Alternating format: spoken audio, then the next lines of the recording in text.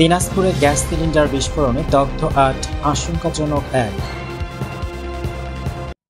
দিনাজপুর শহরের কালীতলা এলাকায় gas cylinder বিস্ফোরণে ৮ জন দগ্ধ হয়েছেন।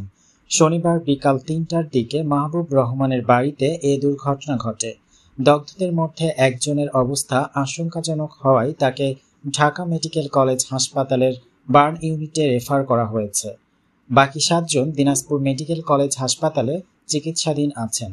দগ্ধরা হলেন সদর উপজেলা মাঝাডাঙ্গা গ্রামের রফিকুল ইসলামের ছেলে রিয়াজ উদ্দিন, বাড়ির মালিক মাহবুবের স্ত্রী রুবিনা আক্তার, প্রতিবেশী নরেশ চন্দ্রের ছেলে মলয় চন্দ্র, সাল্লুর স্ত্রী আমিদা রানী, কামরুদ্দিনের ছেলে শাহজাহান কবির, সাবেক কমিশনার মনিরুল ইসলাম বুলুর স্ত্রী শিরিন আক্তার ও তার ছেলে স্বচ্ছ, প্রাইভেট শিক্ষক ও হাজী মোহাম্মদ দানেশ বিজ্ঞান ও প্রযুক্তি বিশ্ববিদ্যালয়ের শিক্ষার্থী সজীব।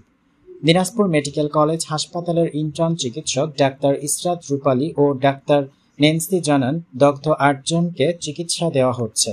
এদের মধ্যে রিয়াজ উদ্দিনের শরীরের ২৪% পুড়ে গেছে এবং শ্বাসনালী ক্ষতিগ্রস্ত হওয়ায় তাকে উন্নত চিকিৎসার জন্য ঢাকায় পাঠানো হয়েছে।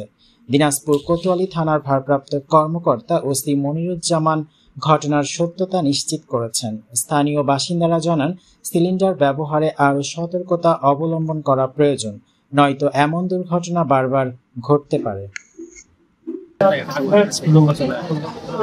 যারা কাছাকাছি ছিল আহত হয়েছে, আমি আমার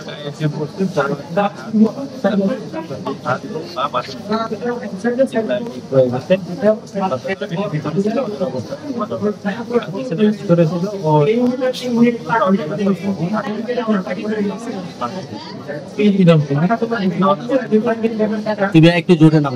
আমার নাম সজীব।